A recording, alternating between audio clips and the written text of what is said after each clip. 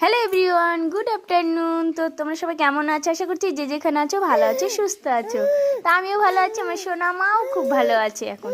তো আজকে ওয়েদারটা তোমাদের কাছে শেয়ার করছি। চলো, আজকে হচ্ছে বছরের প্রথম বৃষ্টি হচ্ছে, মানে এখন থেকে শুরু হয়ে গেল বৃষ্টি।